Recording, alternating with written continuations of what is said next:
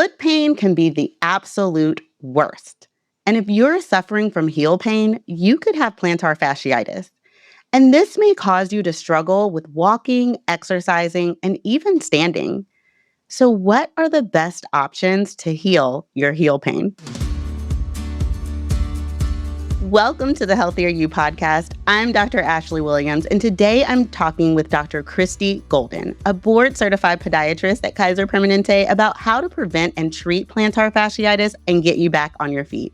Thank you so much for joining me today, Dr. Golden. Thank you for having me. I'm excited to be here. Such an exciting topic. So let's just start with, what is plantar fasciitis?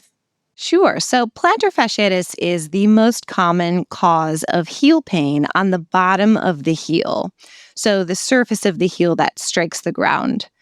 And it's very sharp. It can feel like a knife kind of stabbing in the bottom of the heel. Most people who have plantar fasciitis always complain about pain after a rest. So when they first get up in the morning, or they drive for a long period of time, or they're sitting down at their office and then they go and stand, intense heel pain sort of out of nowhere, causing a limp, and they come to us for this. So we see people all day, every day with plantar fasciitis here in Kaiser, and about 1 in 10 people will develop plantar fasciitis at some point in their life. So it's a very common condition to see and to have. Yeah, I see it a lot in my clinic. People come in and they're like, "Doctor, I'm having such severe pain in my feet." And it's so classic. They'll say, "It's the first step when I get out of bed in the morning. I'm having such severe pain. What do you think it could be?" Is that what you're seeing a lot of in your clinics? Absolutely. Very common. The causes of plantar fasciitis, I always say you could come up with a reason why anybody would have plantar fasciitis. But what it really is the ligament on the bottom of your foot called plantar fascia, which is attached to the heel bone and then runs the span of the bottom of the foot and attaches to the bottom of the bulk of the toe. It's a very tight structure, like a tight rope. It does not stretch. So when you're resting and your toes are pointed, especially if you're sleeping for long periods of time, the bottom of the foot tends to contract, get very tight. And then when you first stand up, then your arch comes down and the arch lowers considerably, puts a lot of tension in that ligament. And instead of the ligament just stretching, it pulls away from the heel bone, creating pain and inflammation at the attachment site of the plantar fascia at the heel bone. So that is the cause of plantar fasciitis. And it can be brought on by all sorts of reasons. Like I said, there's a reason you could come up with for anyone to have plantar fasciitis. Right. So how do you treat it? Couple of things. In fact, I always say you got to throw the kitchen sink at this, First, I would look at why it started. So things that lower the arch are body weight changes, increasing body weight, increasing activity levels very abruptly, standing and walking for prolonged periods of time, carrying heavy things, like if you have to do that for work, if you have to carry equipment for your job, or if you're a mom and you're always carrying children around. These are the things that lower your arches. And then if there's a lack of support from the bottom of the arch in your shoe, that combination, that equation being off, is what lowers the arch quickly and causes tension in the bottom of the foot, and for plantar fasciitis to have a flare-up. I'd like to kind of identify with each patient what the causative factor is for them and then go from there. But no matter what the cause is, the treatment, usually the bulk of the treatment is the same. So, and it's not, I always say time is not the tincture for this. You can't wait it out. Some people will come in and say, "This has been 8 months. I was hoping this would go away or get better," but it isn't. And that's very common. So the first thing to talk about is your shoes. The shoes matter so much when it comes to plantar fasciitis.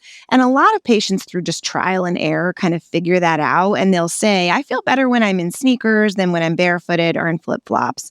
And that makes perfect sense. We can talk a little bit later about shoes if you'd like, but, shoes are something I'm very passionate about talking to patients about. And it's just sort of a big factor in our foot health and prevention of foot pain, and also treatment of things like plantar fasciitis. So wearing the proper shoe, that's number one. Number two is stretching. The bottom of your foot being too tight, that's why plantar fasciitis comes. And so you have to take some time every day to stretch out the bottom of the foot. And that can be done with any stretch that also works on the hamstrings and the back of the calf. Because the posterior chain in our body is connecting from the bottom of our spine, really, all the way down to the back of the heel, then through the bottom of the foot to the toes. All of that is really connected in one big posterior chain. And when one part of it is tight, like the plantar fascia, usually the whole back of the leg is tight. So stretches that accommodate elongating the back of the leg, that really helps with plantar fasciitis. One example I always tell people to do is to stand on a stair. So let's say this is a stair, okay, and you're facing up the stairs. You want to put your toes on the stair and let your heel hang down below the level of the stair, really drawing your body weight down through the heel. That's a really quick, easy, accessible way to stretch out the back of the leg and reduce the heel pain. And that can be done preventatively and also in the moment when you have heel pain. So I am often telling patients, if you're feeling like your heel hurts, you should next thing think, I need to find a stair and just take a minute and stretch. And hopefully that will relieve some of the tension. And those are usually a lot easier to find because I know a lot of times I'll recommend like a frozen water bottle or a tennis ball, but usually people can easily find a step just to stretch that foot. Yeah, totally. Or a curb. If you're outside, if you're a runner, you can use a curb before you start to run. That's a big one.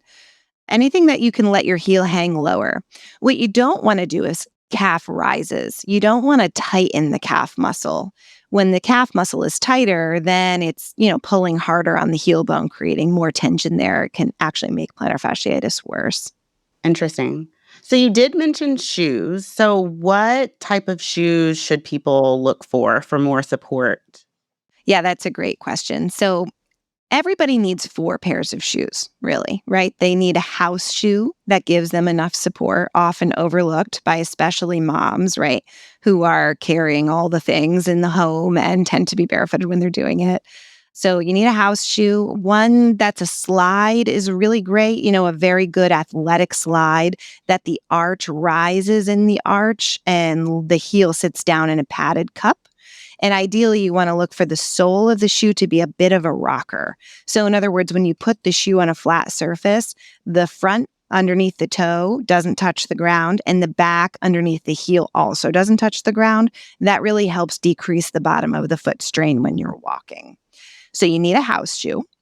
You need a work shoe, and that varies, of course, depending on your job.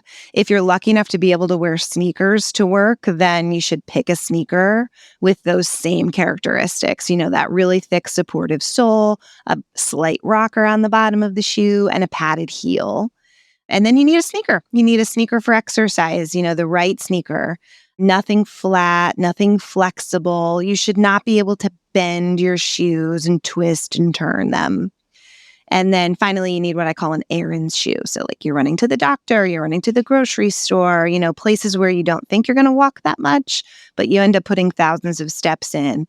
And if you're just sliding on the wrong pair of shoes to go on your errands, that could really cause a flare-up of fasciitis to come or even make it impossible to go away. Interesting. So you mentioned a flare-up. So what are the best ways to prevent plantar fasciitis from developing or flaring? So prevention of fasciitis is really about always being conscious of your shoes. And that's something that people don't tend to be conscious of until they have foot pain and then see a podiatrist and start to think about shoes in that way. But shoes can really be the treatment for so many foot conditions. So checking with your shoes, making sure they're not flat, flexible, that they give you that proper support in the arch and the heel, that goes a long way in prevention of flare-ups. Number 2 is I love to recommend yoga for patients. Incorporating stretching into our daily lives, and I know you know this, it's so important, in prevention of so many musculoskeletal problems.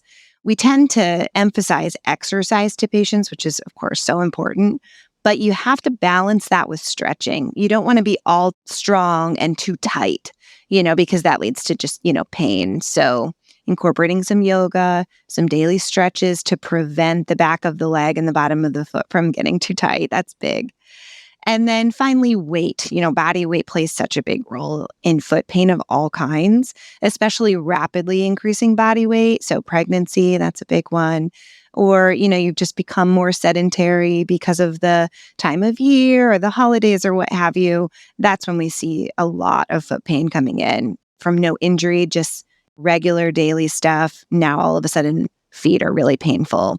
And, many times there's been a little bit of a weight gain. Even as much as 5 pounds can cause a flare up. Right. Well, thank you so much, Dr. Golden, for this great information. There's so much to learn about heel pain and how to treat it. To recap, plantar fasciitis is common. It's a foot injury that occurs when the plantar fascia is strained and damaged faster than it can heal. There are lots of treatment options available for plantar fasciitis, most of which you can do from home. Examples include rest, stretching, and strengthening the foot. Ice and wearing supportive shoes can also be extremely helpful. When choosing a supportive shoe, look for shoes with ample cushioning, good heel and arch support, and shoes with shock absorption. And 4, the best ways to prevent plantar fasciitis from developing or flaring are doing regular stretching and strengthening exercises for your feet and legs, and wearing supportive shoes and easing into exercise, especially if you're trying a new routine. For more information about foot health from our experts and other health advice, visit kp.org/doctor and listen to more episodes of Healthier You wherever you get your podcasts. If you enjoyed this episode, be sure to share it with others who may find it helpful. Thank you. And from all of us at Kaiser Permanente, be well.